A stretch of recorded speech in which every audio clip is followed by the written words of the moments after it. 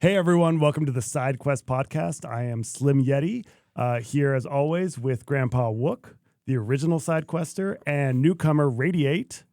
Hello, hello. Hello. And this week we have a really special guest.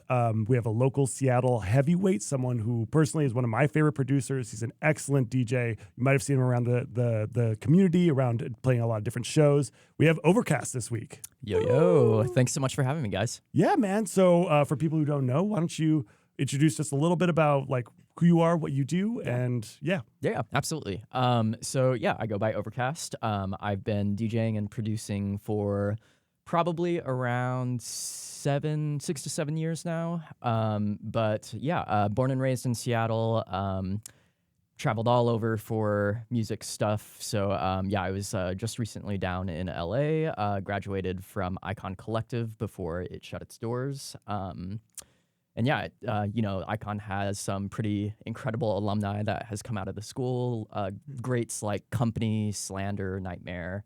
So that was kind of really surreal to experience firsthand. And just bringing that heavy sound back to Washington State. Yeah, we love it. We love it. Been seeing a lot of your shows lately. I know you've been playing a lot around. And so we're going to dive in deep on this episode of the Side Quest Pod. So without further ado, let's roll.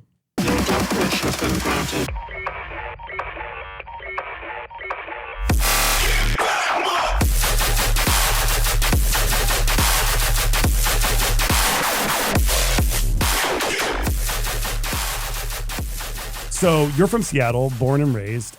Where did your original like music or production or raving or anything start? Like, tell us about your journey there. Yeah.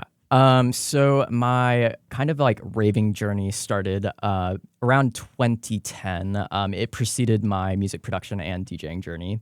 It all started when a buddy of mine got us tickets to go see Rusko at Showbox.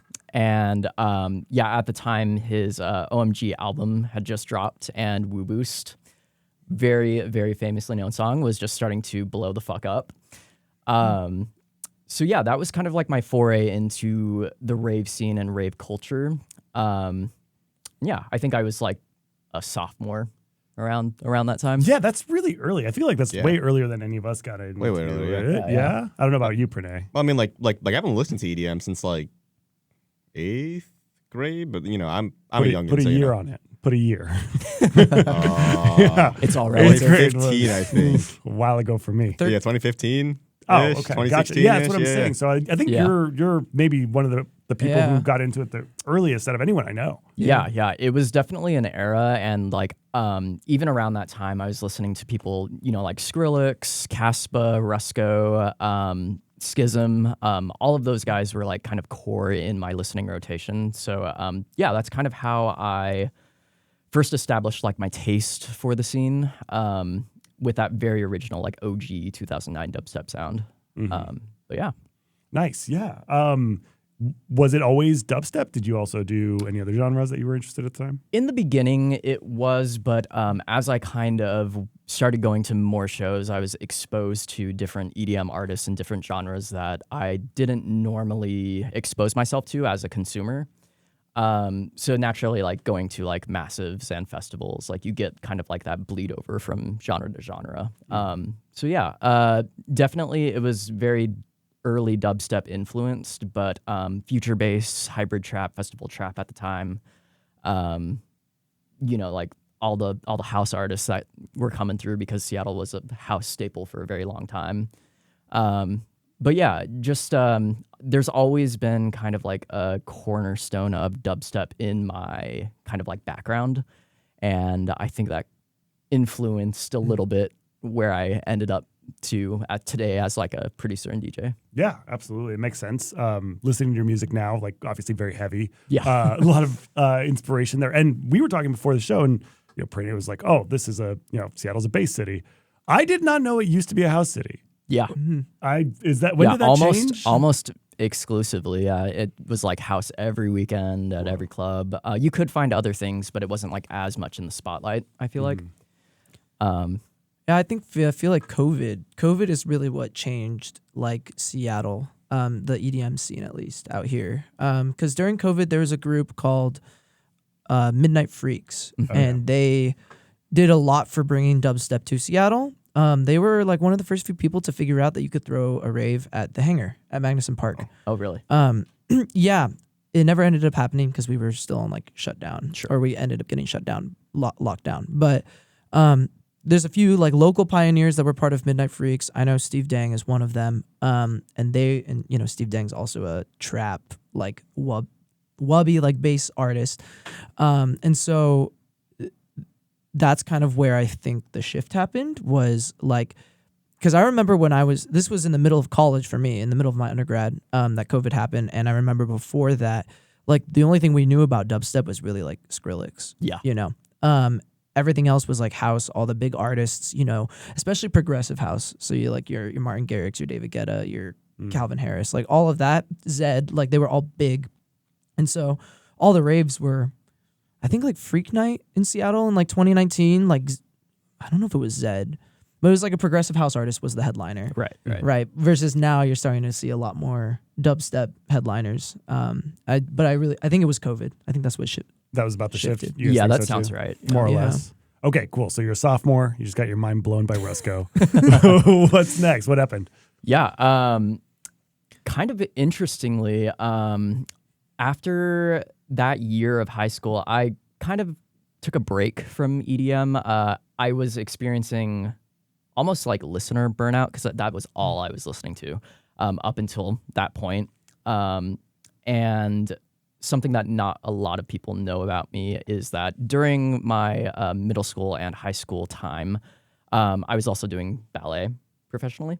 Or semi-professionally, I guess, at that point. So that required me to kind of like travel around. And I first left home when I was 16 to go do that. Like travel for extended time? Yeah. Wow. And like define extended time. We're talking like weeks or No, so these were like work contracts. Okay. So I would be gone for the minimal period was usually 6 months. What? But up to a year or a year and a half. Whoa. For And were you those. like touring or were you like going like the same places? Yeah, Like, so it was more like I was apprenticing for certain companies or essentially like helping out with like lower ranking roles. But I had been doing ballet at that point since I was 6 years old. So yeah, that was kind of like my artistic avenue at that point in my life. So yeah, not a lot of time to rave when you're on a stint in Copenhagen for 6 months. That's doing insane. So that. not even traveling just within the U.S., traveling all it, over. it took me all over the place. I was in Canada, Copenhagen, and spots all over the U.S. Oh my God, what a cool experience. That's incredible. And yeah. then you decided to become a tear out producer. Yes, somehow along the way we went from ballet to tear out. Yeah, I mean, fill in the gap there. There's a direct pipeline, don't you know? Yeah, I'm sure they're just cranking out ballet. So you ever feel like mixing the genres? I don't know. Any Classical stage tear out. moves? Classical tear out, yes. Okay, cool. So you're moving around. You're doing the ballet thing. That's amazing. Yeah, That's yeah. incredible.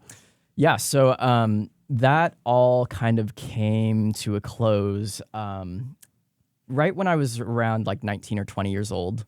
I had a contract that fell through, and long story short, things just didn't end up panning out with that. So I decided to move back home, and through that period of time where I was reacclimating to Seattle and life outside of an art form, I kind of fell back in love with EDM again, solely as a consumer at this point. But through the place I was working at, I actually met my now wife, who was very involved in the rave scene at the time. And she ended up exposing me to a lot more modern dance music. We ended up going to our first like massive together. It was my first massive, which was Freak Night, I think 2015. So just like kind of like started to rediscover my love and passion for dance music, and being able to like fully experience it as an adult too, and like understand like, okay, this is like a culture, and being like more of a active participant in it instead of like, an awkward high school kid standing in the back with a hoodie. Yeah. It was an interesting shift, and it just stuck. Yeah. So when you joined like that, like you said, you saw the culture. Like, what were you doing? Were you going to like a lot of local raves or like a lot? You said massive. Yeah, it was definitely a lot of bigger shows to start. Yeah, we were with a big group of friends at the beginning, but as time went on, my wife and I would just go to shows, just us two, and it felt a lot more doable to do smaller local shows like that, and more personal for us too. But yeah, we like Foundation was around at the time, which I mean it was a big club, but a lot of my friends kind of like went through there like promoting and playing. So I think the sense of like being tapped into the local scene at that point was like it clicked for me. I was like, oh, okay, this type of environment exists outside of like big USC style events. Sorry, USC. Yeah. What? What did it stand for again? United State of Consciousness, I believe. Oh, Yeah. Okay. yeah. That used to be the big like that used to be the White Rabbit group basically of its era, where all like the local shows in Seattle and the Pacific Northwest, they hosted them. So and also Paradiso. Okay. So like Paradiso and then Freak Night. Now they've been replaced with Beyond Wonderland and Boo. Right. Insomniac basically just took over it. Yeah. But that kind of, it used to be like Insomniac was not as big as it is now. And so is like Insomniac was mostly Vegas and LA, and then USC was like up here. Yeah. Okay. But I mean, I'm sure you could share more about all the crap that went down with USC. But Oh yeah, it went down in flames for sure. Did you know anyone like a part of it?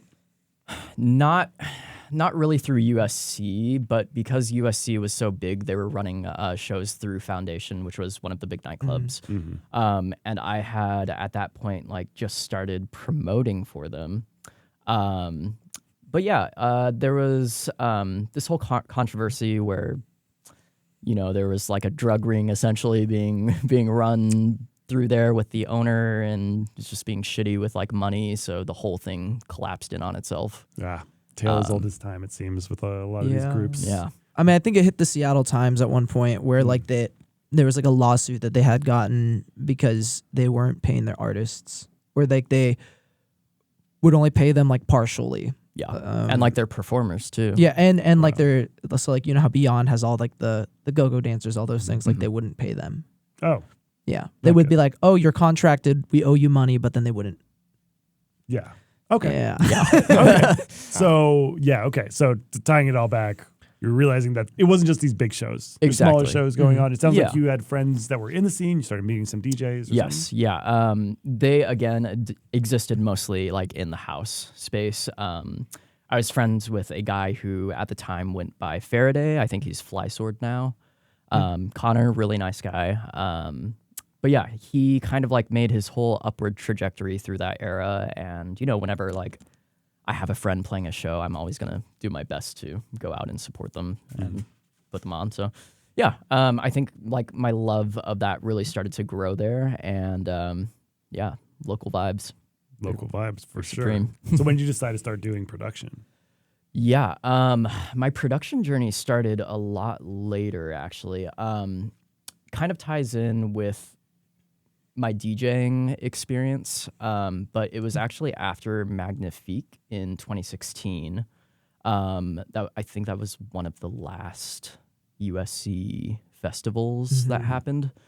But yeah, I just have this like really vivid memory. It's day 2, sunset set. I don't remember who's playing. But like my wife, who was my girlfriend at the time, I just have this vivid memory of like pointing on stage and being like, this looks amazing. This feels amazing. What if I did this? Like I can see this for myself. And my wife is an amazing person, and she's always believed in me. So she was like naturally like, yeah, do it. You can do it. Wow. So yeah, from like that point on, you know, DJing picked up, and it initially started, the year was 2016, 2017, around the time I started. It was super casual at the time. Like I was just playing music for friends at parties or gatherings, and like got a little like DDJ 2-channel controller, some shitty speakers. And yeah, mixes were terrible. Yeah. I was like a living Spotify playlist playing songs front to back. But It that just era, fade in, Just fade echo out, repeat. yeah, Echo yeah, out, exactly. But no, it was like all about an era of kind of like contextualizing electronic music within the scope of being a DJ for me, and kind of like exploring the different avenues of genres where like I didn't know what I was going to DJ or what I wanted to DJ. It was just like whatever I found fun or fulfilling at the time. So Honestly, I don't know about you, but like I miss those days so much. Yeah, Where you just yeah. like there's like not even like there's no pressure in the world. You're just going around ripping tracks left, right, front, and center from like anywhere you possibly can. Yep. Yep. And just like, hey, this sounds cool. Here you go, have fun. Exactly. And then yeah. all of a sudden you start having like, you know, an ear for music or like a brain, and then you're like, oh, this doesn't sound good. Or like, oh, this Yep, is yep. Or like the image that you Exactly, put on right, for your yeah, brain. yeah. yeah. Yeah. What would you end up? What would you end up playing at the time? So around that time, I was doing like bass house, hybrid trap, melodic dubstep, future bass. Yeah, those were all kind of like encompassed in the same sets, if you can call them those, at the time. But yeah, again, at that point, it was just for fun. There were no expectations. There was nothing. It was just me playing music for my friends and just having a good time. That's awesome. yeah. Yeah. And then from there, where did it evolve?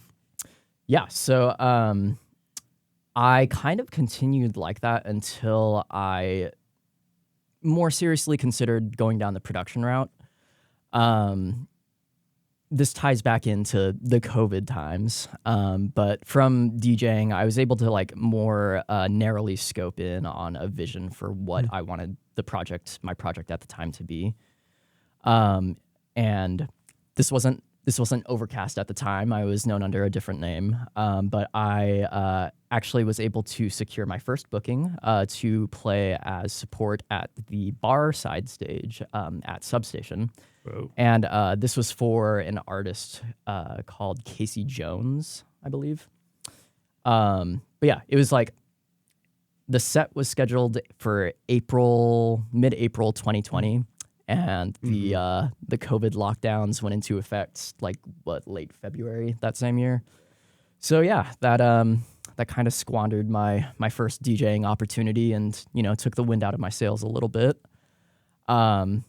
Definitely spent the time grieving that loss of a set. Yeah, that's huge. That's terrible. Your first show just getting pulled out from under you. Yeah, and it was with a big promotion company at the time, Entertainment. Jake, I think, was throwing it at the time. So yeah, I could see like a path forward for me here doing that, and just having it yanked away, it took a little bit to recover from that. I mean, Yeah, because it takes a lot of effort just even getting to the point of like even speaking to somebody to even get a booking, Yeah. right? Oh Like, my God, it yeah. takes so That's much like time. and immediately where effort. my mind went. I was like, how'd you get that booking? Yeah, I mean, at that point, I was just going out to shows, and like my past experience promoting with USC at the time, for whatever limited capacity that was, I think it helped kind of give a foundation to some of those relationships. But it's ultimately like going out into the scene and just being a good person and connecting with people at the end of the day. Pretty sweet. Yeah. Yeah. Yeah. And then that took you right into COVID. In Yeah. which case, I Yeah. assume you started turning your attention to production. Production, yeah. Yeah. That's where my real production journey started. At this point, like, had you discovered bass, tear out, all that like heavier side of things? Not specifically, no. I was still so like the bounds of the genres, I guess, for that project that I was doing at the time. It was more like melodic bass, some heavy dubstep. Like if you could imagine like Seven Lions or like Kill the Noise at the time. That was a lot of my inspiration for my sound back then. At least structuring sets out. So yeah, when I started my production journey, it was a lot of like continuing on those same roads that I had paved myself as a DJ. So, yeah, it took a little bit. It was a lot of YouTube University and Reddit and forums, and you hit walls and you persevere and you learn lessons. But it was very slow going at the start.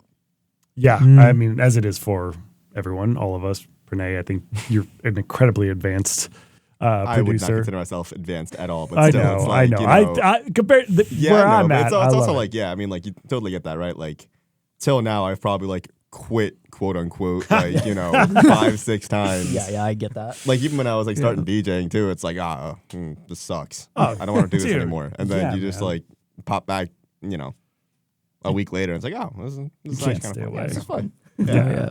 Yeah. Yeah, I think a lot of people ended up doing production or DJing during COVID. I missed the window, but it seems like you had a lot of company there. Yes, Yeah. absolutely. Yeah. I did have some friends that were kind of like learning alongside me. So that did help, I think, with me being more serious and more disciplined about teaching myself production. But yeah, it was a period of like 2 to 3 years where I was just like completely self-taught. I wasn't playing any shows, just like solely locking in on making music. And it was kind of interesting because like it started initially for like me playing music for my friends and us all having a fun time together. And then the kind of like paradigm shift, and I started making music to make me happy, like to fulfill what I wanted to do. And it didn't matter if like nobody heard a single song, like as long as I, put in the work and did the thing and progressed on something related to production, I considered it a success at the time. And I think that's like a very like positive mindset to be in when you're first starting, because that learning curve Yeah, is... no, it's like I just think remember of like like it's not even the learning curve with like, music theory or any of that. It's just like opening up Ableton. Yeah. Yeah. It's like you open it up for the first time and it's like, bro, what? Like it's like a spaceship. Yeah. And like I started on FL Studio, and that was a little bit easier because like you have like little jump like little sequencer or whatever. I started in FL. Yeah, and as it's well, like it's easier, and like I will say the stock default instruments on FL are goated. Yeah. Need Harmer in my life, but Oh, I got you if you're on Ableton. I got you. I will hit you up. Wow. I need Harmer. Ooh, there we go. Yes, let's go. No, but it's like that, and then also it's like, all right, now you got to get into like, how do I structure a track out? Right. How do I like, make sounds not clash? How do I like pick a sound even, right? Like, there's a lot that like There's that a goes lot. into it, yeah. Yeah. And it's also like you mentioned YouTube University, but like at the same time, like there's so much information out there, especially nowadays. Oh yeah, way more now. Yeah, especially nowadays. And it's like, all right, like all of it's correct. I mean, no, like most of it is correct, right? So it's like, all right, like which version of correct am I going to go follow? Is it going to be like this one, that one, that one, that one? But like you can't choose all of them, Right. Right? Yeah. And it's really easy to kind of get stuck in like that little like, okay, this guy says this guy says that. And that was definitely a trap I fell Right. in Yeah, like, no, when I yeah. first started. Oh, Yeah, a million because like times, yeah. you redo the process, you redo the approach, you redo a way you do a song, and then you find another video and you do the same thing over and over and over again. But an important part of that process is like taking the bits of things that worked or went well for you and kind of like adapting it into your own workflow or process. And that's how you find, your own sound or your own style too. Yeah. So Yeah, that makes sense. Yeah, so you just pushing through YouTube University like everyone else was, but at some point it sounds like you made the decision to go pro with it. yeah. So yeah, I think the real shift there, the real like final straw to make me go, all right, we're going all in. It was 2023, and my best friend Tim, my wife, and I, we all traveled out to Tennessee for Sudden Death's Summoning of the Eclipse. I think it was his second year doing it. Whoa. But yeah, we had just such like a mind-blowing experience there, and we actually got to meet Danny Sudden Death and his team afterwards, super randomly, just at like a bar in Tennessee. Sick. Whoa. That's amazing. Yeah, after the festival was over and everything, and they were literally like flying out. Oh, sick. Yeah. And I So presume like, the only people that knew who they were like you guys and anybody else who like went to the festival. yeah, And like yeah. all of like the normies in Tennessee are like, what's going on? yeah, like, Who's this guy with long hair? yeah. Yeah, no, and it was super surreal too because we're all still like wearing our swag from Yeah, like, summoning, and yeah. we're just like, Dude. oh my god, that's He's Danny. right there. But yeah, no, after that experience, my friend and I, we had been producing for at this point like 3-ish years together. Him a little less than me. He had a job at Amazon, so it was a little bit more intense with his schedule. Whereas I could absolutely no life production, which was great. But yeah, at that point and after that experience, we just like had this look that we shared, and we were like, we had been talking about like going to like a formal school or doing some sort of like education to really like drive home everything and just make us better artists at the end of the day. So yeah, we like looked at each other and I was like, dude, I've been looking at this program. It's ICON Collective down in LA. Like, you can look at all of their entire roster of alumni, and in some way or another, they've found success in the industry at whatever level that may be. So yeah, at that moment, you know, we talked about it and we made a pact, and we were like, yeah, we're gonna enroll, we're gonna sign up this year, and that same year we both got accepted. Awesome. Nice. So That's yeah. incredible. Nice. And so that was in person, right? Is ICON always in person? It started that way. They do have an online model now where it's an 18-month program. It's a little bit less intense. But from my experience, and this kind of like echoes true from other alumni and people that have gone through like the school, going in person is 100% the way to do anything like that, because you get the built-in community of like-minded people and people that are there to ultimately like push their art and to develop themselves. You know, it's very expensive. It was very expensive. So like you don't go there to waste time. So yeah, just like the community of people, the collective mentality, you know, you have people pushing you and supporting you and challenging you all in like loving and critical ways that at the end of the day enrich your art. Yeah. How long was that program? So for me on grounds, it was 1 year, but they just extended the program out to 1.5 years. I opted to do the 1 year because like the other 6 months of that was more like if you were becoming like a studio engineer, it's more of like that kind of work. That was the other kind of like arena they taught in. So it was like vocal production, music production, and then like business. So yeah, the last 6 months of that program kind of like nailed home all those concepts, which me as a dubstep DJ, I don't exactly need. Yeah. Yeah. You're fine with it. That's cool. And then so you were in LA, came back after the program was done. Yep. Okay. And when was that? When did you come back and into the scene, and what did you do? Like, did you have a plan? Like, hit the ground running in Seattle? I don't know. I had hopes and dreams for sure, but yeah, I graduated in September 2024, and then my wife flew down. We packed my car and drove right back up to Washington. Awesome. But yeah, you know, getting reacquainted with the scene here was pretty slow going at first. I of course like took some time to just attend shows, like no agenda, just like go out, see what the scene was like. Especially since at that point it had been like almost 2 years since I was last at a show up in Seattle. So yeah, it was very slow going. I was also re-outfitting one of the rooms in our home to become like my permanent studio. So like all of my focus was definitely there. Did you build yourself a proper studio? I did, yeah. Yeah. Whoa. It's one of the cool things about ICON too, and like one of the modules they talk about like studio spaces, and they like instruct you on how to build like proper like clouds and panels and everything. So of course I like shelled out and did that for myself. Yeah, good for you. It's an investment, but it's a very worthwhile one. Absolutely, yeah. Like even like just getting like nice monitors and everything. It's like when I was starting up like producing and like I started to get like my first internship, first thing I bought was like a sub and like a nice set of speakers. Yeah. And even though I was making like God knows what at that point, that like, you know, would like never see the light of day, like just having that access to like, you know, good quality gear to get proper like bass response, like whatever you really need from early on, it's just like it helps out a ton. It does, yeah. How are those downstairs neighbors doing, bud? Well, given the fact that I have a 10-inch downfiring subwoofer, they hate me. Yeah, I figured. Yeah, dude. Like yesterday, like on my flight, I started a remix of like a Fred Against OK, and then obviously as soon as I got home, I had to test it out. Oh yeah, and it was like 10:30 at this point. Yeah, they understood. I mean, the bass is knocking, but yeah. I went to bed very soon after that, but still, like, yeah, for sure. You gotta run it through the setup. Yeah, you gotta run through the setup. Yeah. Having a home studio sounds like a dream. I would absolutely love to do that. Yeah. I would love that for this. Yeah, man, straight up, true. Well, if you need anyone to build anything for you. Yeah, man. Okay, cool. So then reintroducing to Seattle, and then you got to be kind of close to like when we met. I met you at a Codex event. Last summer, I guess? 2025. Yeah, I think we went to like a Mariners game or something. We met through there. Yeah, exactly. Yeah, and since then, you've played a couple Codex shows now. I have, yeah. I got the opportunity to be direct support for AFK. Yeah.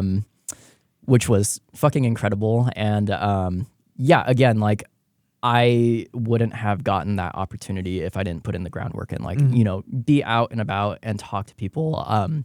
Like year prior, I had actually just found out about Codex Collective because, you know, that was one of the things that I missed from LA, from ICON, like having a group of people that love electronic music in the same scope where like they're trying to produce it and DJ and they're playing shows. So like that really, really tight-knit community was something that I was missing. And yeah, I just went online and I was like, rave collective or like DJ producer collectives in Seattle, and Codex Collective came up. So I was like, okay, cool. Let's go follow him. Let's go see what's up. And yeah, the first thing I went to was like the social hours that they do every now and then. We met at Time Warp. I got to meet like Sid, Megatron, Sinful, Native Boy, all those guys. And everyone was just so like incredibly welcoming and friendly. Like you could tell everyone's like genuine and they're just here to like put on the local scene and lift everyone up. It's a good crew. It's a great crew. Yeah. Yeah. And then you most recently played that Orient show with them, yeah? I did, yeah. That wasn't specifically a Codex event. Oh, my mistake. But yeah, it was Rave to Save, which was a fundraiser, and this year it went to benefiting, you know, immigrants and immigrant families. So for like providing things like healthcare and legal fees, things like that. So yeah, it was a really good experience. Again, that opportunity came down the pipeline through me being friends and knowing Sinful. And yeah, we ended up going back to back together, and it was awesome. Oh, you did? Yeah. Really? Yeah. Oh, man. You guys Bummed I missed that. headlined, right? Yes. It was Yes. the headline slot, yeah. That's a great headline slot. Well, the funny joke is I was supposed to play, but I was like, it was my birthday weekend, so I was like, no, I'd rather do something else. Yeah. I don't want to have to play on my birthday. You've done that before. Why not? It's so much fun. You've done that before. I've done it Birthdays, once. that's the best, bro. I did it once, but it was more for my friends. Like it wasn't a full. There's so much more pressure that comes with the like actually In a playing a live show. setting. Plus, I'm still not very familiar with like CDJs, XDJs, record box. Sure. I'm a bedroom DJ, so it's like all I know is Serato and my like 2-track mixer. You know. Yeah. So I just didn't want to play. Plus, like my friend who's part of like Immortal also was on the podcast a while ago. When the podcast and Immortal started at the same time, by the way. Oh, really? Because I remember we were plugging Immortal events on the podcast around the same time. He was in Vietnam. So I was like, if you're not going to be there, then I don't really want to, I don't really want to play. Right. I got you. Yeah, But- it seemed like it had a stacked lineup, though. Yeah, it was a pretty solid fun. lineup. Solid Yeah, yeah. lineup. Yeah. Okay, so since coming back to Seattle, I think part of what we were wanting to talk to you about is like your perception of the Seattle scene, of what's growing, what's changed since what's changed since 2010. What you've seen, like, I don't know, just your overall impression, especially coming back from somewhere like LA, somewhere like ICON specifically. Yeah, absolutely. Well, definitely the Seattle scene is a lot smaller than the LA scene. Being seen and kind of like getting your face out there and your name, and like even getting the opportunities to DJ come a lot slower there because it's just so massive. So finding the scene here, yeah, there's going to be like oversaturation no matter where you go at this point. Like it's so easy in today's age to like pick up record box. It's free. Download music. You learn how to DJ and transition and produce, and you just keep at it. But I think that in the scene here, it's really kind of like shifting more where like more collectives are popping up nowadays, and they're spotlighting a lot of newer names or like hosting open decks to try and put people who might not have the experience DJing a club or an event to kind of have that experience. And that's how it started for me when I first moved back. Like I was playing any open decks I could find. I think my first one was at Chapel Lounge down in Pioneer Square, and did a few at Aura as well. But like, yeah, just getting like the like boots on the ground practice as a not only like maybe beginner DJ, but someone new to the scene.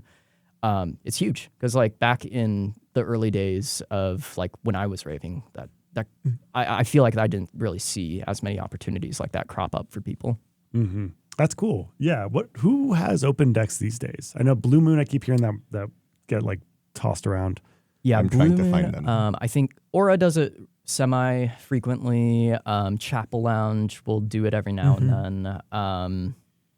But yeah, I mean, I think through looking through like again those kind of collective avenues, that's where you can kind of find those opportunities. And if not like open decks, then they'll, as long as you are a good and authentic person, and they dig your vibe and you dig their vibe, then opportunities naturally come. So You keep saying that. No, I appreciate that. I think that's a big question a lot of people had. That's what I had when I before I knew about Codex, and I was just kind of like wanting to do this thing on my own. But that's what I keep hearing from people. Like the more you like just meet and be a part of the community and like just not expecting anything in return, just be you. And It's actually a thing that I was watching the the Dead Mouse masterclass that everyone's probably seen at this point, or and one of his biggest points in one of the outro ones, it wasn't about the production or the DJing. It was just be a human and a face in the community. Yeah, because without that, what's it called? Posting on Instagram will only get you so far. Yeah, right. And even then, nowadays, it's the algorithm, it's a lottery. Yeah, right. But if you go out and you meet people, like I did with Codex, right? Like at a social hour, or even just hitting people up on Gram and being like, yeah, I like your stuff. Yeah. Or yeah. I mean, for me, it was even a thing of before I even got into DJing, I had already made all these connections, partially through the podcast. But it was when I started DJing, it was weird. My story with DJing is I would sit on this podcast with people like you, with all of you guys, honestly. Yeah. And they'd be talking about concepts that were completely foreign to me, because they're all DJs. They're like, oh, my flanger ran out, or they're like, oh, I haven't DJ'd in so long that I even forget all the terms at this point. But they're like, oh, I accidentally cut a track out too soon, or my transitions weren't smooth. And I'd be sitting there and I'd just be like, what are you it was all foreign to me. Yeah. And then there's this point where I was like, I just want to see what it is for myself. So I bought a really crappy mixer, and I just sat down with this DDJ, and the one that I still have, and I messed around. But then what happened was, oh, you DJ now. So then I got people like Sinful, like Megan, they're like, so when are you playing? Yep. And I'm like, what do you mean, when am I playing? I'm doing this for me. They're like, I mean, you have Codex, you have all these people, they would try to drag me out to Codex nights. They would all these things, come open decks, come DJ, and I'm just like, yeah, bro.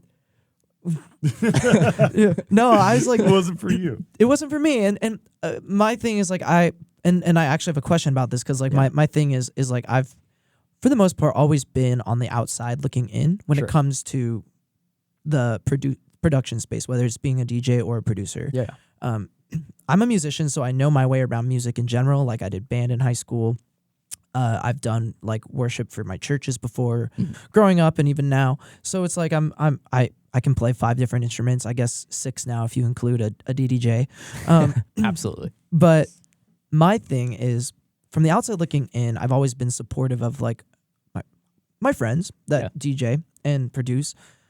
But one thing that I've noticed, less so now, and I'm glad you brought it up, but one thing that I noticed was it started to feel like a lot of these lineups were just recycled. Yeah.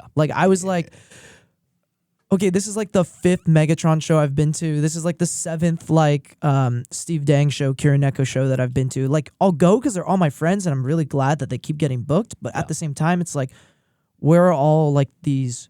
Where are the Slim Yetis? Where are the Radiates? Right? Where is the Overcast? It's where are these newer-ish or equally talented but maybe more overlooked artists, right? That, you're only going to get a chance to see them if you go to a Codex night, or you're only going to get a chance to see them if you go to a Codex show, right? Do you feel like that has changed at all in terms of recycled lineups? Do you find yourself getting more opportunities to play than maybe when back in 2023, 2022, when this was all going on, right? Yeah. To echo back, yeah. For obviously like the bigger shows, I feel like that's the trap that they fall into. They fall into the trap of this is a established DJ, somebody with a big following. They're gonna bring a crowd in, and like for seeing those recycled lineups or people that have maybe played shows super frequently or like 3-4 times in a month at like a big event or with a big promotion company, it can feel a little bit discouraging from the outside looking in as a newer face and somebody who's trying to get their start. But I mean, I feel like the landscape here has severely shifted. Like, again, like all of the collectives that are popping up, even outside of Codex Collective, there's small groups trying to throw renegades or whatever you want to call it. But just being more like community spotlit and driven. I think that unfortunately for newer artists kind of looking for an inroad, with all these big companies, you have to put in the groundwork and kind of like build up your show repertoire and presence through the underground. But I don't think that's a bad thing. I think that the underground is a beautiful part of the community, and it's actually the lifeblood of the scene. And I actually prefer underground shows. I actually honestly really agree with you because like I look at like where at least I started back in like small town Virginia, like whatever, right? Like I was just like the most fun shows I've ever played were the ones like for Wave Night, like this awesome group called Sine Wave Surfers. They gave me like my first kind of like few bookings and everything. It was literally just like the very few select people in Southwest Virginia that liked EDM would all just come to like this random like bar in Blacksburg and like we just throw down on like a random Saturday night or something like that. And like those are fun. It's like there's no pressure. You're just there with your friends, grabbing $3 PBRs and just, having a good time, right? Yeah. And like honestly, I kind of wish I could go back to like those early days in a sense. Cause like my first like real show, I was like, I got booked to play my buddy's going away party at a barn. And it was like super renegade vibes, like crazy. We had to drive like 2 hours out to get there. But it was like such a memorable weekend that like I will never forget that. And it was all grassroots. So I mean, I'm becoming a wedding DJ at this point. It's funny. My coworker the other day was like, "Oh, you DJ? Well, I'm getting married in like June," and I was like, "We'll see about that." She straight up asked me. She was like, "What's your rate?" And I was like, "You think I have a rate?" Yeah. Like How much you got? I was couple like, of drink tickets. You are worth more than 2 drink tickets. my joke was, so she's Filipina and her fiance is also Filipino, and I was like, if you keep my belly full, we're good. Yeah. That food is so good that I'm like, just feed me, lumpia, adobo, lechon. I will be happy. Yep. I'll DJ to my heart's content because my stomach is full to its content. So I was like, that's what I'll do. I DJ'd a small little event for my master's program. We have a Latino cohort, and they threw a little fundraiser as well for La Resistencia, which is a group that is really focused on documenting what's going on at the Northwest Immigration Detention Center. And we want to give them a lot of money to keep them protected, but also the more money they have, the more they can shed light on what's going on. And so I got a DJ, but it was a lot different of an experience because I wasn't DJing EDM. It was a lot of bachata, reggaeton, and a lot of stuff that, honestly, I've kind of fallen in love with DJing. And after the Super Bowl halftime show, I think a lot of EDM artists are starting to be like, I'm gonna throw in some reggaeton into my my sets. But if you can get it mixed in, it's nice. It's at a solid, like, you could mix it with dubstep or trap. It's got that solid, a lot of Bad Bunny because his roots are trap too. Right. You could do it's actually fairly easy to mix with like I mixed it with like Troy Boy. It was like super easy. Nice. Troy Boy can It's so, because Troy Boy, a lot of his trap has that Latin sound, so it's super easy to mix the two. I mixed Party by Bad Bunny with I mixed that with a Troy Boy track. I forget what it's called, but it's a or I made it a double. It was a really cool Sure. double. Dude, I was yeah. like, this is Yeah, heat. yeah. Man, that's I gotta say. So I actually just DJ'd my first wedding. That's just a friend of mine. And it was just a wild experience. So I don't really know how to DJ anything but dubstep and like tear out and whatever. But like I was like, all right, fucking let's do it. And I was playing a Bad Bunny song, like an older one, and this guy comes up to me. He's like, "Play Bad Bunny." I'm like, "This is Bad Bunny." You're Every listening time to it. Joe is playing a set, Dude, every you gotta single stop. time, man. What are you doing? He's gonna kill you. Wait. Just the whole like forehand play Bad Bunny thing. Dude, every time. He starts laughing. Every time he laughs, I'd like breathe a sigh of relief for One of you. these days he's gonna clock me. It's gonna be Yeah, great. he's gonna snap. Or he's gonna play Bad Bunny and he's gonna realize it's awesome. So Yes, exactly. one or the other. When I hear Table Day at a rave, I'll be so happy, man. Yeah, Oh yeah. my God. If you are an EDM head, I promise you it is not hard to get into the reggaeton. It is not. I mean, they're so adjacent to each other. Oh yeah. Especially the old stuff, Daddy Yankee, Don Omar, like I mean, if you listen to the halftime show, that was just one. He has a DJ with him. Like all of his concerts, he bring. You'll see it. The friggin' CDJ. Oh yeah. And they're mixing it, and he just sings along to whatever the Those DJ beats, makes. yeah. And it's like he's live mixing Yeah. like anyone at a rave would with a CDJ plugged in with a USB. The whole interlude at the halftime show was a mix, like a DJ mix Yeah. between like 5 different legendary reggaeton songs. Like people don't understand. If I were to play Rave to Save, because I knew it was for Washington Immigration Solidarity Network, I was like, I'm going to only play reggaeton. I literally do it, said, man. I That would've literally gone off. Let's go. I hit up my friend because we've gone back to back before Camilla, and I was like, we should play a reggaeton set. She was like, I'm down, but then both of us didn't want to do it. No. But I was just like, let's like take a breather from some of this EDM, just because like also what's hot right now? Bad Bunny's hot right now. Like everybody's listening to him. Oh, yeah. Right So it's like play what's popular. People are gonna know.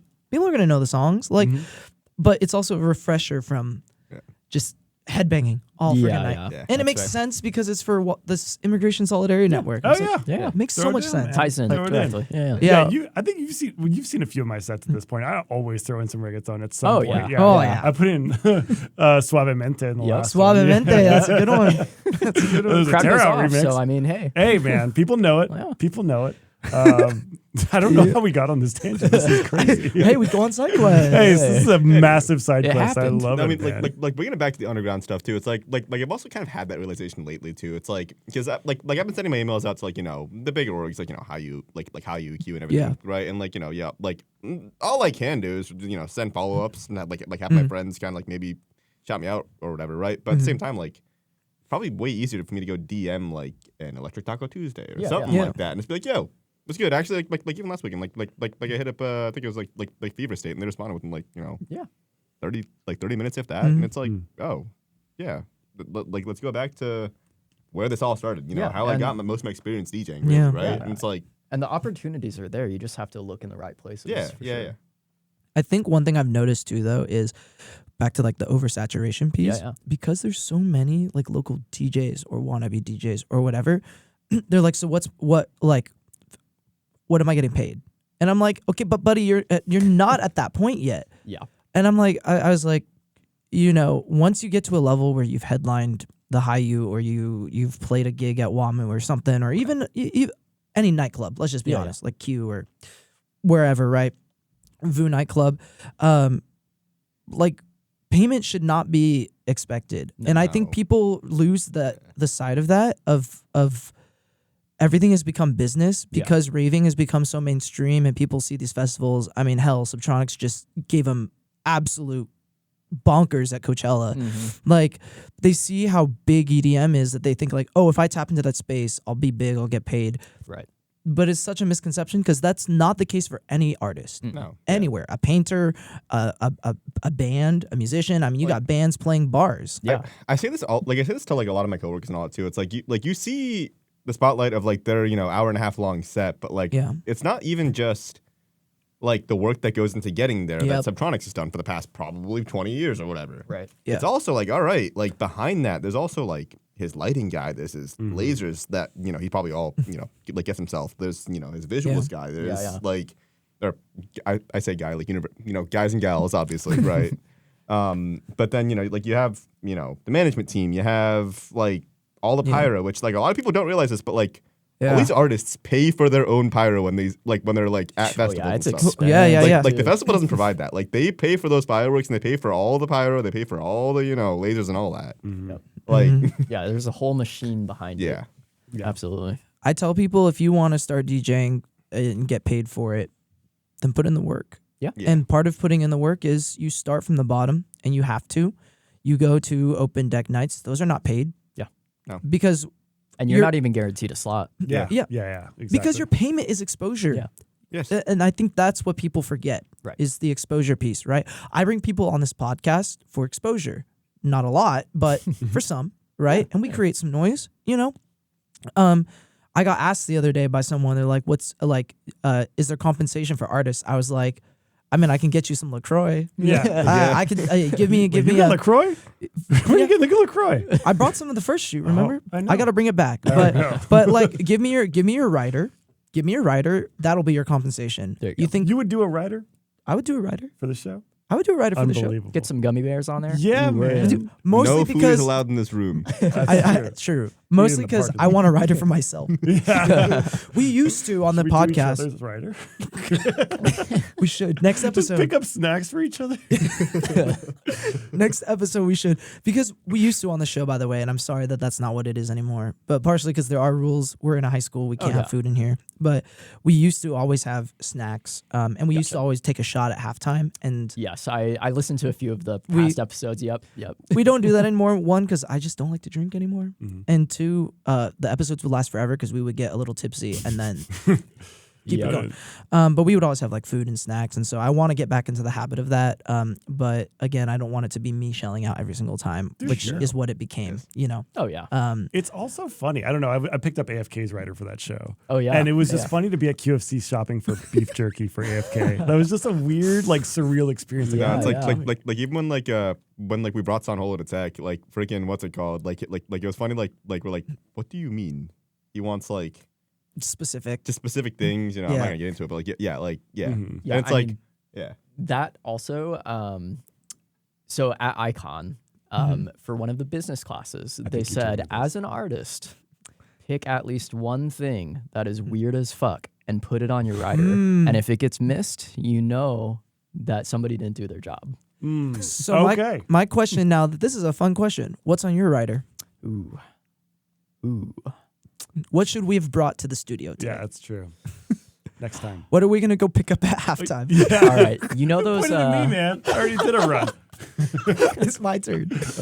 All right. You know those like squishy toys that used to exist back in the 90s, like the hand and everything? Yeah. I want one of those on every single rider I have going forward. Oh my Just to God. sling that thing across the room. You just slap people from the stage. What if you're Just- Yep. That would be my thing. blast people? I mean, food's great.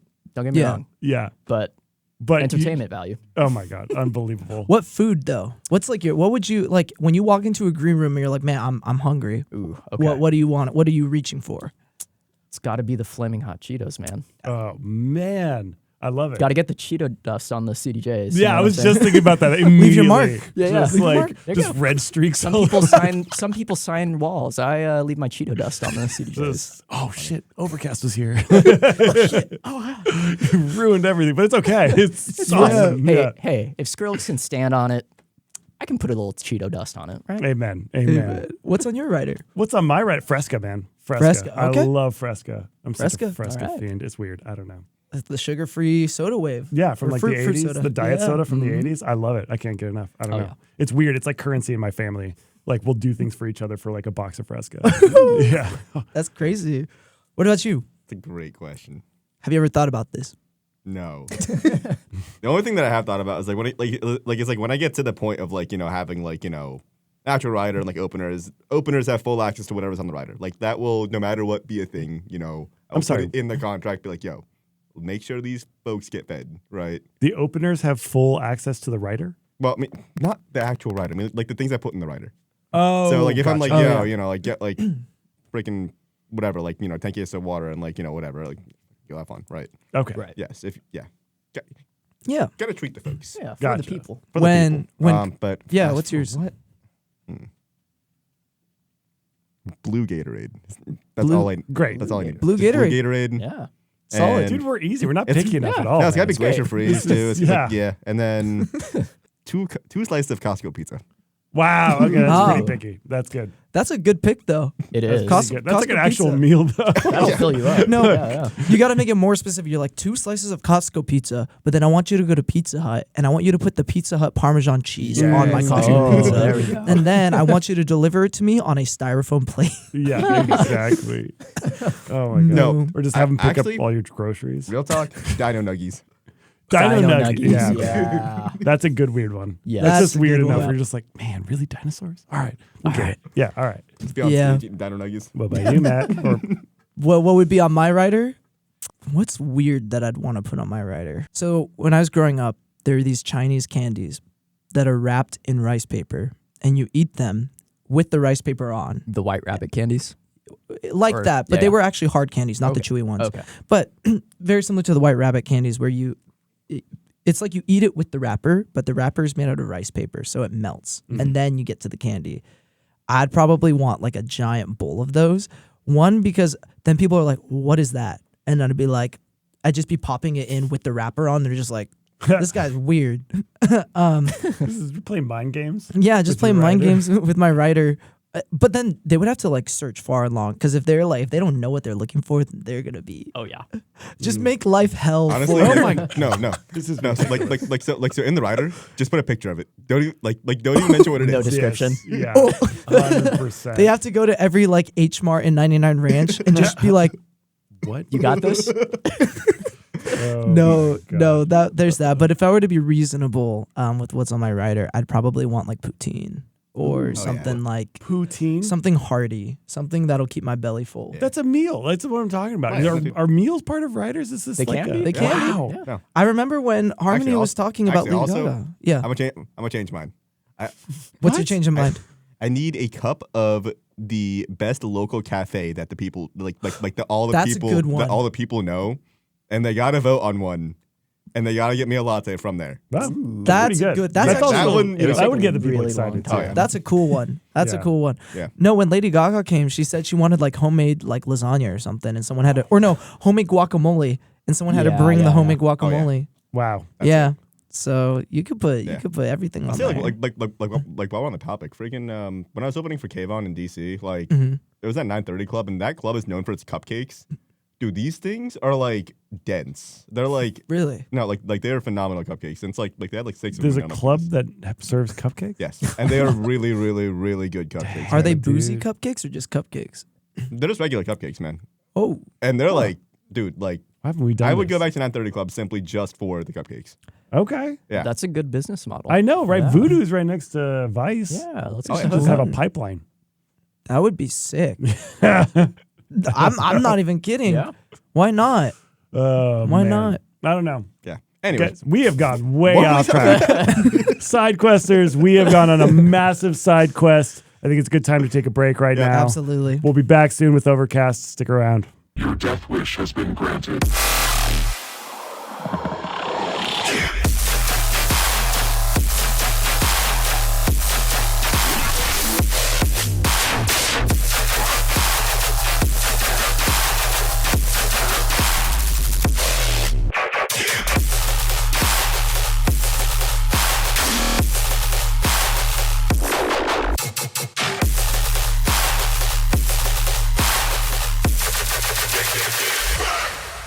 Welcome back, Side Questers. We're here with Overcast, talking about his journey through music. And you were about to tell us a little bit about your name, how you landed on Overcast. Oh yeah. Yeah, absolutely.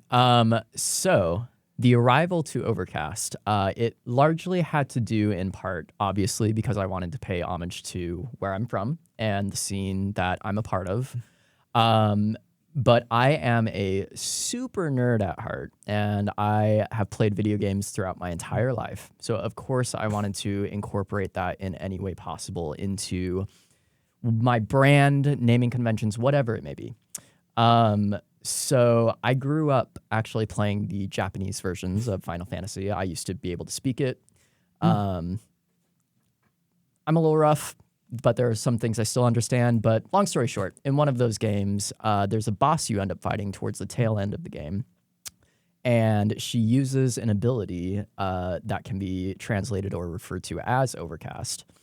And if you aren't holding a certain relic in your party, all of your members in the party get this affliction called Doom. And if you don't resolve that in time, everyone dies and becomes undead. Oh. So the whole kind of like concept of that and the kind of like darker avenue I was taking with my music, I thought that was a perfect marriage. And also, there were no artists that were really using that name in the EDM space. So it seemed like all things were kind of aligning on that front. But yeah, prior to that, that was all, my whole like kind of rebrand happened during my time at ICON when I was in LA. So I think I was in like my second quarter there or something. But I found out that my old alias that I had been rocking with for a few years at that point was actually taken by a local DJ here in the Seattle scene, and it was a very, very similar spelling. So, Oh, that is so heartbreaking. That is crazy. yeah, but in a way, it was kind of a blessing in disguise because under that project, I was much more of a multi-genre artist. Again, I was doing things like melodic bass, heavy dubstep, hybrid trap. So it was a lot more like diverse, which there's nothing wrong with that.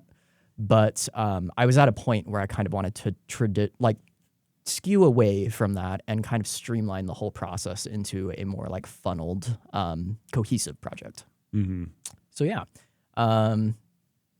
that's just how things shook out. And, you know, my long-term goal was to always move back to Seattle after school. So to not make things confusing for anyone, when I moved back, the name change was kind of necessary. For So, sure. Yeah. Not a lot of people pay homage to the place they're at. I didn't. No. Yeah. So that what about Seattle made you want to like do that? Yeah, I think there's just something really magical about the Pacific Northwest. We get to experience all 4 seasons. Nothing's too like crazy or extreme, and it's just so serene and mysterious. Like you can go out on a hike somewhere and just take in all the wonder and mystery behind the landscapes that we have here. So really, I wanted to kind of like take some of that aspect of the naming convention and tie it into what I wanted to be known as and kind of pay my homage that way. That's really cool. Yeah. And then that tied in with Final Fantasy is crazy. Did you ever look at the English translation? Is it Overcast? So it's Heavenly Rain or something like that. But yeah, I don't know. I was like looking at like video game dialogues and like moves and everything when I was doing research because I always knew I wanted to tie it into like my time playing video games, and Final Fantasy was always like Final Fantasy, Dark Souls, all those like dark fantasy based games were always a core in my childhood and upbringing. So yeah, that's why like a lot of my imagery, my visuals, they also have those darker fantasy themes with a little bit of like technological influence as well, magic as well. Definitely, as well as I've like seen night stuff with you. Is that like a mascot? Kind of, yeah. It's essentially the avatar for the Overcast project. The whole like kind of I guess overworld theming of the project is that there's a being or a knight who used to belong to this old guard called Overcast. And their kingdom has kind of like fallen into ruin. And much like, would say, like a Dark Souls game, you would go through the journey of reclaiming a throne or your rightful place or whatever. So in this world, it's like magic and evil forces have kind of like taken over the land. And yeah, that was kind of like the initial building blocks of the conceptualization behind my brand. Wow, there's like a whole lore behind it. That's really cool. Is that something that ICON kind of like instilled in you, or is that your idea? Yeah, in one of the classes, they talked about kind of like visual narrative and conceptual storytelling. And you see a lot of like successful EDM artists like Wooly or Excision. They have the whole like world built around the brand. So the more that you can tap into like a central theme or any sort of story that you want to explore, and you can marry it to the music, it just helps so much more connecting with an audience and with future fans. So, And I feel like it also helps you connect with your own music too. Because it's Exactly, always yeah. like, you know, once you get that style, it's like, damn, like I know what kind of sound this, you know, is, or like in my head it is, right? So it's Right. like you go down something and you're like, damn, like this is it, you know, like this is an Overcast track. This is what makes a radiate track, Right, like whatever, right. right? Like yeah. Mm-hmm. I helped make visuals for one of my friends. Not anything crazy. I'm not talented like that, but I did. My former roommate used to be a part of Codex. His artist name was Asterisk, but he rebranded. He moved to Denver. But big D&B artist, did a lot of neurofunk. But I always said your D&B sounds a lot like Mario or like some kind of like video game or maybe even anime. sure. Because his first ever song and like inspiration, he did a remix of like the Powerpuff Girls like theme song. Awesome. Right. Wow. So I was like, okay, if that's like the vibe you're going for, like cartoony kind of that.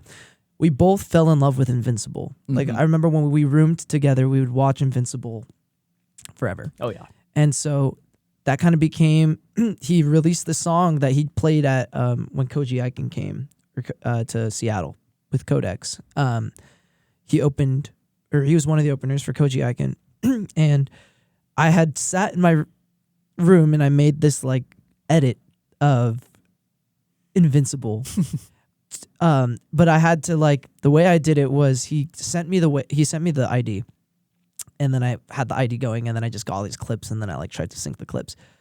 But it was so specific because it was like a YouTube video that like I was like I had to look at like the person running the screen at Aura nightclub, and I was like, okay, when you hear this, press play. It was a little off. Yeah. It was like a little off. But to your point about like having a mascot, I think it's like kind of cool. Like, you know, every artist kind of creates these like stories or narratives around like their brand. And I think that's what makes you an artist. I think that's like the coolest thing is also it's just very under or overlooked a lot of times. Like people go to a Woolly set and they may not always understand like this whole like lore, right? I think the ones that do it the best though are BTSM. Oh yeah. They Absolutely. created an entire anime Yeah. around their Yeah. freaking Yeah. like But yeah, then that's why I love BTSM sets because I'm like, dude, if you like anime, like you get like they've created, They'll take you through a narrative almost. like they did like a live performance, Yeah. like they had like a live actors play Naomi and like wow. at what was it, Red Rocks? Where was this? Red at? Rocks. Yeah. I Yeah, believe so, at their Red Rocks show. Like I was like, the heck is going on? Amazing. So that's just kind of like, you know, something that I've always appreciated about artists. If you can like bring an element even further, like storytelling. And it like it brings a part of you into the work too. Yeah. It's like, you know, it Totally you different know, part of you. well, no, it's like you know, like that's what kind of like differentiates you from like being a DJ / producer into an artist. Like it's like, all right, like now you have a brand around you, and you have like, you know, it's like, you know, like your logo fits in well, your visuals fit in well, you know, Right. kind of like your color scheme, right? And then that you can apply that to like your style of music, and you can shift your music all you want to, but you can still align that to your brand in some way, shape, or form. Oh yeah, yeah, definitely. Yeah. And I think like people like Sudden Death with his Void project, you know, that was obviously a huge inspiration for me. And yeah, kind of like finding that sound and going down the darker visual path, but bringing a sense of like wonder and ominousness to this world that I had imagined. That was like the main kind of like core theming there. But yeah, it's been really fun and really fulfilling too to like, you know, put yourself more investment wise into the like visual side of the art, which not a lot of artists do. Dude, yeah, especially like, you know, local. It's hard. It's expensive, I'm sure. You know, it takes time consuming. You have to have that whole vision, that whole idea. Well, yeah, because like it's also like even like, and you've definitely noticed this too, but like at some point it's like communicating with VFX artists is, you know, I usually make a slideshow for them, and I'm like, hey, color scheme, palette. Here's kind of like, right. Like, and you know, I work like I'm fortunate enough to work with this really talented guy in Spain. He goes by Colorworks. He smashes every single time. But like, you know, when I got that first batch back, and it really just slotted in with everything, and I was like, dude, worth every dime. Oh, Like yeah. it is, yeah. Like it's just like I had a smile on my face for like a couple of hours after that, and it's just like, Yeah. and I it's could- like I you can imagine it being hard to like get on the same page with someone. Yeah. Especially like, you know, because you of all people know this, like, you know, the majority of the scenes, like, yo, I just want like a cool like cinematic soundscape and like my logo in 3D just like doing some Yeah. stupid thing. Yeah. Like Right. pixelating or whatever. Yeah, whatever, right. Maybe animating. Which but there's nothing wrong with that, right? Yeah. Like, you know, like it's like, you know, like it'll go with, you know, most tracks you're playing, et cetera, Yeah. right? It's a good start. Yeah. Right. But when you get to that point of like, all right, like I actually have a brand, like, you know, I'm picking out the imagery that I want, and like it can evolve as it goes, but still keep the core idea that you like, right? Yeah, and now it's gotten to a point where like all of my tracks kind of have like a central theme or essentially like an emotion tied to them. So I'm having at this point now visuals that are starting to kind of like bleed over into the track level where they kind of coexist on the same level. So yeah, something to keep an eye out. And That's for in the future. incredible. Honestly, That's like, cool. Like what I recommend with you and what I'm doing for like for taking flight is I'm making a whole like audio visual experience by taking my actual active visuals into what's it called Resolve, because like my stuff's all like glitchy digital stuff, right? And doing that and just throwing a bunch of like random like, you know, opacities on it and like in Resolve, you can make it look like it's a broken computer screen. So I'm literally just taking my current visual loops, copying and pasting them, and just making it like a whole like audio visual experience for the whole track of taking flight. Oh, And then, you know, that'll be like kind of like my outro of my sets, like, you know, once I start doing more like shows with screens behind me. But, you know, Yeah. that's a whole other piece, is just finding shows that you can use screens with. 'Cause Yeah.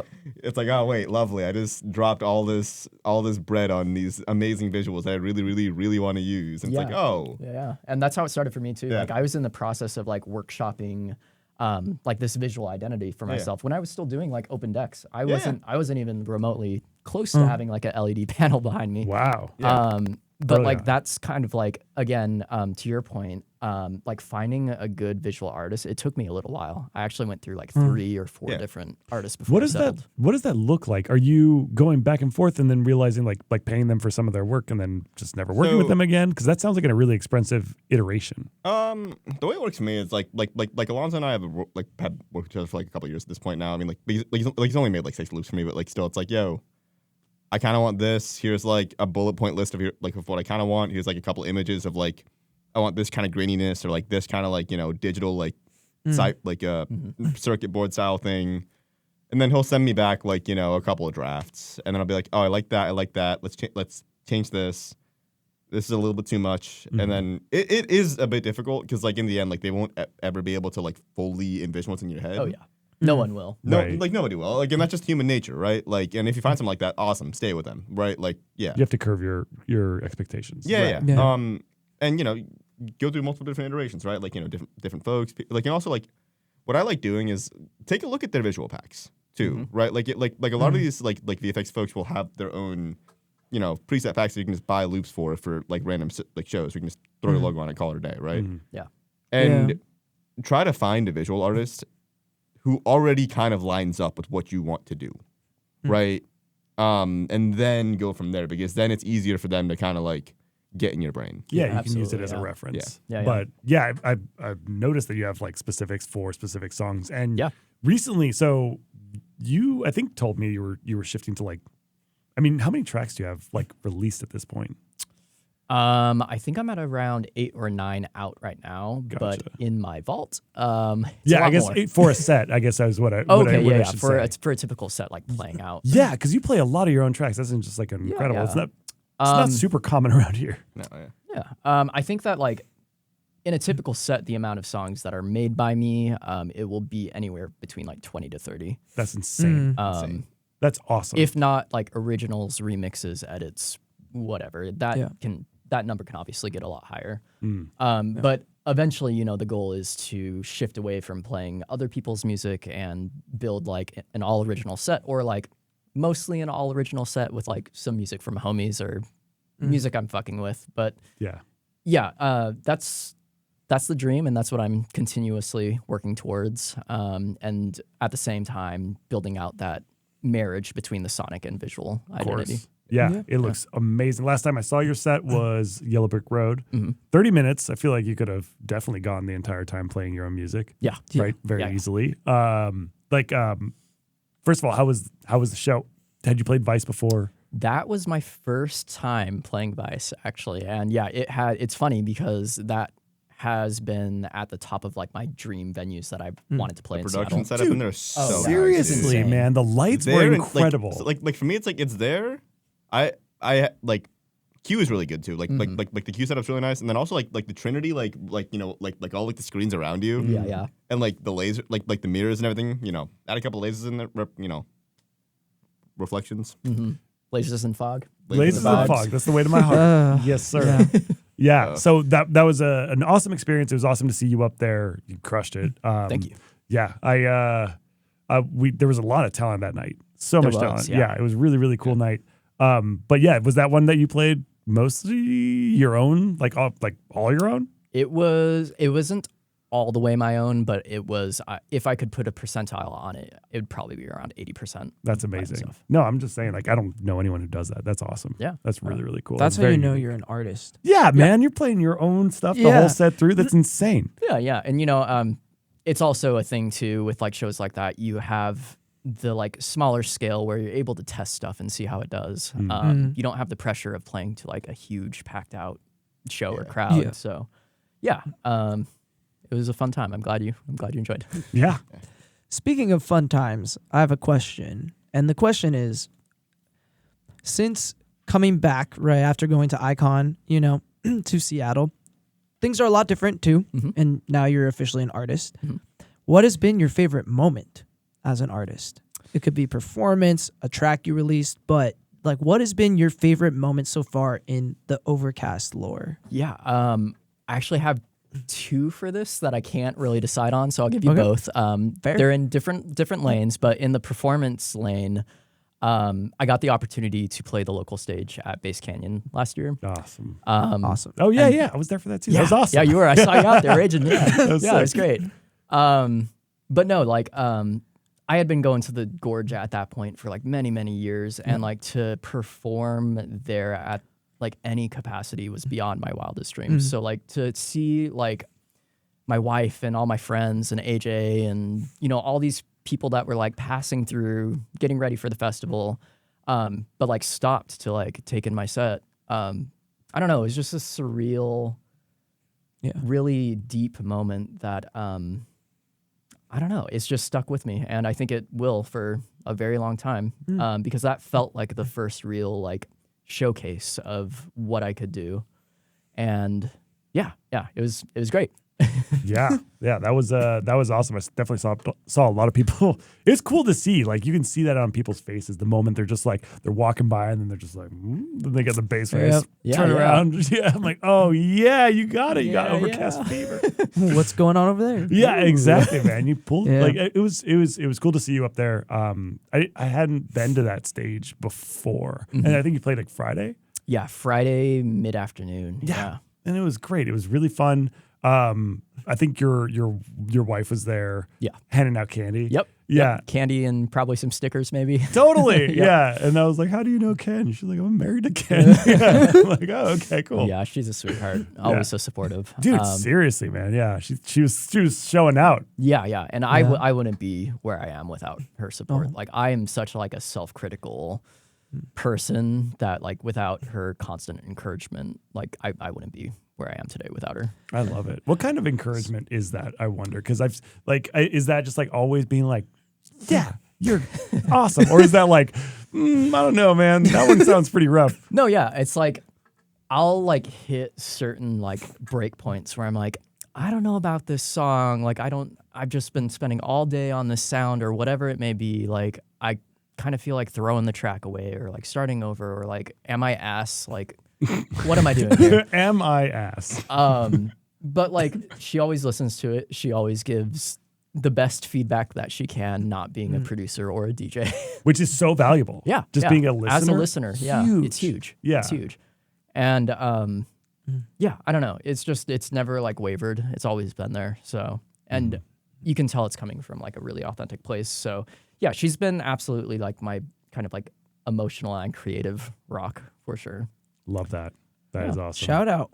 Yeah, shout out. Huge shout out. We got the wife. Get the wife in there. Yeah, for sure. So you recently released Death Wish. Am I saying this right? Painolo? With Paniolo. Paniolo. Yeah. Golly. Yeah. Who I still haven't met, but I feel like he and I are just orbiting planets. Yes. We're right next to each other. At You guys all would get times. along great. Yeah, awesome. I see he's always at Taco Tuesday, so I got to Yeah. pull up for one of Yeah, those. yeah. But yeah, awesome song.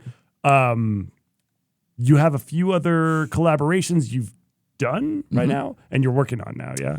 Yeah, my last couple of months have actually been pretty crazy since, kicking off like my slate of new releases. I'm trying to do like one release every month for the entire year at least. Ugh, that is insane. That's awesome. Yeah. Renee, your face. Just like, okay. I But can I mean- barely do an episode of the podcast a month. Dude, oh my God. Let alone a whole I track. can barely, I can Wow. barely find a drop that I like in a month. Yeah, that's fair, that's exactly. fair. Exactly. Yeah. These definitely aren't songs that like I've made this year. This has been like, this is a back catalog for Yeah, sure. fair. From even like my time at ICON, like I'm still releasing songs where like I'm doing the like last 1% of polish and then calling it good and putting it out into the world. But Yeah. I think I had this like mental roadblock for a long time where I was like, I have to meet all of these like pre-constructed kind of checkpoints before I feel good about putting my art out. And that's not really how this thing works. Like you got to make the art at the end of the day. If you're mostly happy with it, put it out. Because most often, like people resonate with the song that you don't think is going to do well. Funny. Is that true? Is that something you guys have found at all? I feel like for my friend that has, the one that created this whole, Lauren, we did Invincible, like we would sit in his room because I'm like a musician outside of things, right? So I have a musician's ear. He's like, what do you think of this track? And we both look at each other, we're like, yeah, it's kind of mid, bro. Then he drops it and like, it's the one that people always comment. Crazy. Yeah. No. It Yeah. very commonly happens. Yeah, it's crazy. Very It's also like the interesting. tracks that like you put the least amount of effort in. Like the thing I posted about this like a little bit ago, like the section remix I did. I literally sat there for like maybe 3 hours and just shat that out because it's like I was testing out the the stem separator in Ableton. Yeah. And then I was like, all right, I'm gonna polish this up. A couple sessions later, and then I drop it, and it's like within the first week, it like smashes my most played track on SoundCloud. I'm like, Yep. which that wasn't that many plays, but still like You yeah, wouldn't think. yeah. You wouldn't think. Yeah. So what does that say? What does that say about like the perfectionism? Stop, think, within start, us? Stop. vibe. Yeah, just stop overthinking it. Yeah. Yeah. Just put it out. Just vibe. It's art at the end of the day. It's incredibly subjective. So like what people like, it might not be your favorite track. Yeah. So yeah. But yeah, I guess where I was going with that. So like at the beginning of this year, I kind of like put out a whole new slate of like, I went with a new visual artist. I have like the same guy doing all of my covers. All of the songs kind of sound at the same quality level, at least to me. So by like putting those out, I've been able to actually connect with people over SoundCloud and Instagram and wherever really. Cause I'm also, lately I've been sharing my stuff on Reddit too. Which you should be doing. Okay. Awesome. Do that. I haven't even Interesting. thought about that. Yeah, hold on. At least for dubstep and rhythm, like the Okay. R rhythm community is huge and very helpful. Very cool. Yeah. So many Yeah. quarter notes. Yes, all of the quarter notes, all of Maybe the, one of the eighth notes. all of the tractor bases. But yeah, no, just through like consistently putting music out at a quality that is good enough, I've been able to connect with people, other producers, other DJs, and people that have like wanted to work with me, which I would have never done if I didn't put any of this out. So it's been a huge learning experience still. I am currently, I think I have like 13 people who want to work with me right now. Wow. Wow. And I started 7 of those within the last couple months, but it's a lot. It's a lot to Yeah. balance. Yeah. How much, like, I guess for reference, like how often, if you're trying to do this, how many hours per week are you spending on this outside of, your work and responsibilities and marriage and all this other stuff? Right. Like, how many hours a day or week are you producing? Yeah. If I had to guess, I think I'm averaging over 40 that I'm putting into my project. Wow. Whether that's, that doesn't have to be like making a song or like in the DAW, but like it's what I attribute, like anything related to the process. So like responding to emails, reaching out to people, networking with folks, making content for social media. It all goes into the project. I also so. count it as like even sometimes even just listening to music for for inspiration and like all that, right? Like yeah, the it goes research into phase it. too. Yeah, like yeah. it does. Like Yeah. I don't know about you, but for me, like I literally like I think more of the percentage of the time that I would like to admit I spend like on a track is me just simply listening to the track over and over Oh, yeah, and that's a over trap. and over That and definitely over happens. and over again. Like Yeah. it's like I will listen to the same 4-bar loop. I shit yeah. you not for 2.5 hours. oh yeah, no, tweaking. like it'll be like 2 in the morning. I'm like, nah, like you gotta go to Yeah. bed, Dude, bro. your neighbors downstairs. Oh, no, the thing is, with it's on the my broom. phone. It's on my phone. So like Oh, okay. like my judge of like if I get a track, like I have a couple like checkpoints of like all right, usually like 90% of what I make gets deleted. Mainly because I have 5 gigabytes of space left on my hard drive, but you know. Oh yeah, that'll do it. Yep. Yeah. Anywho, but like my checkpoints are all right. If I export it, I actually like it. If I export it to if I export it and actually upload it to SoundCloud and make it a private thing, okay, I'm actually really liking it. And usually most of my tracks get stuck in that phase and then end up dying out. Yeah. It's like there's always something that you like about it, but you can never pinpoint what it is. Or it's Right. like one layer that you're like, yeah, I really like that, but you can never get like stuff to fit around it. It's Oh like, yeah. And that still happens to me. Yeah, Like no, I'll it's like- I'll start a project and there will be maybe one sound or one process that I like from the whole thing. Yep. And I had spent maybe let's say the last 3-4 days constructing the project and writing everything and designing everything. And at the end of the day, it's like if it doesn't hit, like Yeah. in the vault it goes. Yeah. Yeah. That's such a hard moment though, and that's something I'm like learning. So since I'm starting my production journey, like, man, it's a lot of people have tricks. You know, I used to have a trick when I was like in high school writing metal songs, where like if you write something you like and you fine tune it, I have an hour to do that. Then I have to walk away for an hour and I have to listen to it again. And if I still like it, then I can continue. Oh yeah. I mean, there's also like if you don't give your ears breaks. Yeah. Please, for the love of God, Yeah. give yours breaks, man. Like it So is what is a break? touch grass. Yeah. Essentially Like timelines, like Touch 30 minutes, an hour. Just go touch. As long as you're petting grass. I'm gonna while go you're outside and producing. just hit the grass. I just have like a little patch of grass, Grass like right in my on studio. yours, I'm like- just like, touch grass counts. Yeah, I did it.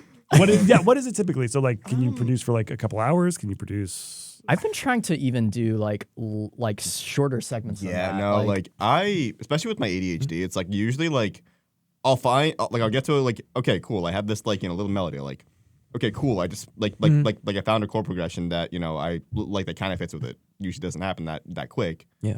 But then I'm like, okay, cool, I'm gonna go get up and go like make lunch or something like that. Come sit back, listen to it back. Okay, cool, we'll just like make a drum beat or whatever, right? And then it's like I'd say like I work in like 30 to 45 minute little. Oh wow, sprints-ish. that's pretty about short. yeah. That's And then about you just kind of like consistent, bounce around and like especially like my Saturdays for the most part, it's literally just get up, Yeah. go get my morning coffee, and then just start producing, and then just do that the whole day until I go to bed.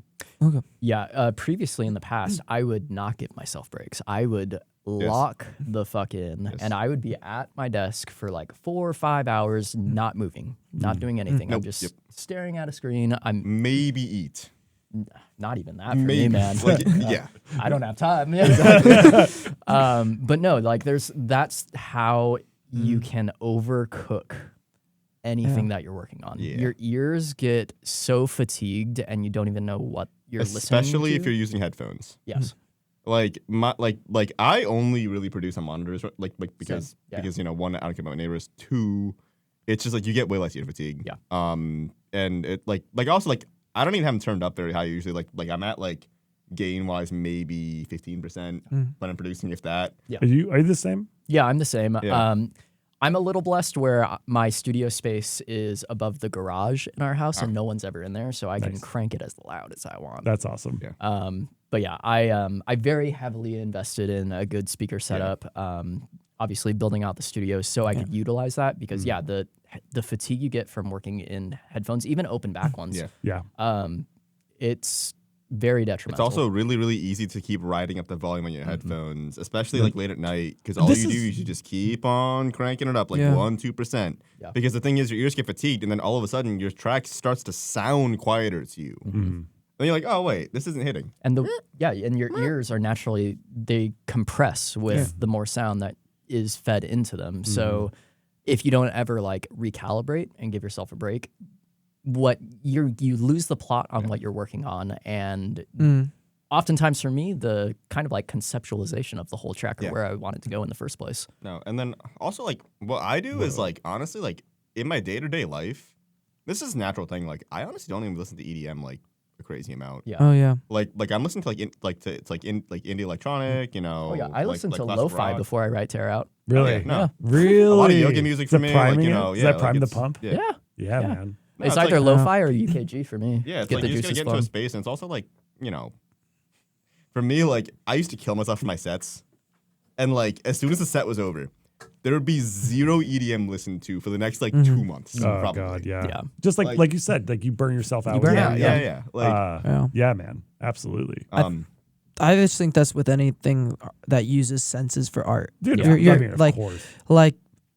I think of it from like a cooking, like a chef standpoint, right? Sure. Like when they're cooking and tasting, same thing like the concept of overcooking like a track. You overcook food because you're like, oh, and I fall into this trap when I'm cooking food where I'm like, I do everything by taste. I don't follow recipes. I'm Asian. I do it with love. exactly. So but then I'm like tasting. I'm like, oh, it needs to. Then you end up realizing you added more salt. You added more salt. You add more salt. You add more salt. And you're like, oh man, now it's super salty. especially with now mythic- you oh, add more you're numb to sugar. it. chili pepper. So then you, Yeah. So you add sugar and you add sugar to overcompensate, Yeah. and then now it's too sweet.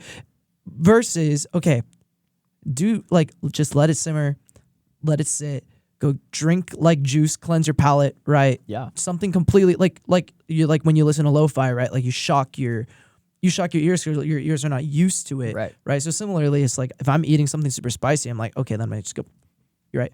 Yeah. I think that that's what's helpful. Yeah. And I think that's with any art. So any artist out there, even if you're not even like an EDM producer, musician, if you're a chef, if you sit at a screen and you write, you're typing like video editing. When I'm doing my video, I have to take breaks because I can't see anything. Yeah. You know? And it's healthy. I mean, Yeah, it's healthy. I mean, it's- That's honestly what caused most of my burnout back then was like, there's obviously like the comparison and the self-doubt, but then it's like you combine that with the fact that, all right, now I'm also like up till like 2-3 in the morning, like really often, like, you know. and it's like at the end, I don't even like what I started out. I making. never, yeah, it's like, God, that's yeah, the it's like worst the thing is, it's like feeling. you just lose love in like what you're doing, Yeah. and like at that point, it's like, all right, like Yep. and then Yo, thanks for the recommendations, by the way, on the chat. Yeah. Ken recommended, so I can't have a subwoofer. These You can. like Kevlar vest looking thing. What? Yeah, it's amazing. It's like you wear it, and I've never seen anything like it. Or well, yours was on the mine- back of the chair, Mine right? just attached to the back of my chair because, like, previously my studio was also in me and my wife's bedroom, so obviously can't have like subs running when she's trying to watch TV and I'm working in headphones. yeah. So yeah, you know, compromises had to be made. And you got this like pack that you put on your chair, but I went down a rabbit hole, I guess, and it just looked like a Kevlar vest. Yeah. And just like, brrr, like actually have a- Oh. like, amazing. Like I actually have a software that I impulse bought because like you know how Waves always does their like you know buy two get two for like 30. I always do it every year, Yeah. even though I don't need any more plugins. It's just like They make it so easy too. They're like exactly yeah. $30. It's like and they're all great plugins too. I got like the friggin' like I forgot what it's called like the NX whatever, but like it's supposed to simulate like a live like sound environment in your headphones. Does it? Yeah. Does it work? Yeah, I mean to a degree. Okay. It's okay. It's okay. I tried It's it. like, you know, again, it's just an impulse buy. It just takes space on my hard drive at this point. But Dude. like, It's a little weird though. 'Cause, Yeah, it's like, just like- it sounds a little hollow almost. That- compared it to, sounds like, really real hollow. Space. That's probably what it's meant to do. Is it like a big like open air space? Like this is what your Most of set the would sound like. environments they're simulating are like professional grade studios. Yeah. Or like, like big open spaces, or like different Interesting. listening environments. Like say you want to like do a car reference check. Yeah. yeah. Oh, the car test. Oh yeah. Car, No. phone, laptop, Yeah. Yeah. TV. TV. TV. All right, Yeah. we are coming to the end of our time, so I wanted to give you a bit of time. Well, yeah. Actually, Ask your question though, man. all right. Oh, yeah. We always ask this specific question here, and so okay, so Overcast. Yes. What is sorry, I Forgot your question. You want me to? Am I you this? Am I You do you it. today? Yeah, no, Am I you you do- you do today? this All right. time. Yeah. I'm you today. So, looking back at yourself, what is one thing that your younger self would tell you now? And what is one thing you would tell your younger self now? Okay, yeah. Wow. That's a really good question. That's him. Yeah. That's him. Now it's you. Yeah, now no, it's you. Thank you, AJ. I'm sitting in this seat today. Yeah, I guess, if I had to tell my younger self one thing, it'd be just to trust the process. Like, believe in yourself, because if you don't have that, then who is? And, just follow the road that's laid out in front of you. Trust the process, and it'll all work out. Right on. Yeah. And, I guess inversely, if my younger self were to tell me something, I think it'd be that he is proud of the progress that I've made so far, and that I've stayed true to chasing the dreams and the passions that I had all those years ago. It feels like I've come so far, but this is really just the beginning. And I think that's something beautiful to take away from it. Yeah, absolutely. Absolutely. What are some things that you have coming up? Yeah. I have a mountain of collabs to work through. Truly. New music every month. So May 8th, I have a new song coming out, and it's actually one of the last songs I wrote while I was at ICON. Really means a lot to me, and the whole process came together in some of the studios that we had on campus there that I was incredibly blessed to work in. But one of my favorite songs that I worked on from that year, and got a bunch of bookings that I can't quite talk about just yet, but one is out of state, which I'm very looking forward to. Look at you. Nice. That's awesome. But stay tuned. Okay. Sounds good. What are your, where can people find you? Social media, your Spotify streaming areas? Yeah. I am on social media. Instagram is the best place to find me, but Instagram, my handle on there is Overcast_wave. All of my links are on there. Great. Spotify, SoundCloud, wherever you need to go. Sweet. But yeah. Right on. Right on. Wait. Yeah. Well, I guess I can close us out maybe. Yeah. Huge shout out. Thanks for coming. Yeah, thanks for having me. Absolutely. Yeah. It's been a fun conversation. This is also his first time sitting in the hot seat. Woo. So give him props, everybody. Okay. Thank Nailed you. it. Thank you. Did all right. It's been a nice chance to be Slim Yeti today Yes. and not have to be Grandpa Wook today. Yeah. No, The roles it's- were reversed. Heavy is the grandpa. Heavy is the weight that The the weight. burden that I carry. The old Grandpa. That's how walk. Grandpa hurt his back. That's how I hurt my exactly. back. Yeah, Back truly. fixing his car. Yeah. Oh yeah, and before that too, it's been nice to have a break because I was dealing with car problems. But shout out to you for coming. Thank you. Would love to have you back anytime. If, absolutely. The more that you grow, the more that we grow. Yeah. Also, I just want to say this shout out to the freaking side questers. Over the Yeah. past 3 months, we have grown by almost 200 followers. It's absolutely Sick. insane. Yeah, And- it That's is insane. It is blown up. I got recognized Yeah. for the first time. I What? was like, See, my thing is happening. Okay. When we brought it back, we were sitting at around 75-ish followers, Sure. and then now we're at 230, 240, something like that. Amazing. It's been amazing. And so Shout out SideQuesters. shout out Shout out SideQuesters, shout out SideQuesters. listeners, and for all the exposure that we can give Overcast, go give him a listen. What was the track you just released again? Yeah, Death Wish Go with listen to that. Paniolo out now. It's Yeah. awesome. It's That's awesome. Okay. check Shaq it out. reposted it. Oh, What? Sick. Oh yeah, I forgot about that. That is so wait. crazy. Before we go, what? Okay, yeah. So I've been heavily promoting my music over on SoundCloud, and it's gotten to a point where a bunch of big artists have reposted my stuff, and Drop some names, Yeah, man. we got the Shaq repost. The Shaq the Shaquille repost. O'Neal. Shaquille O'Neal or what's his DJ Diesel. Diesel, yeah. Yeah, Diesel. Both his personal Both. account too.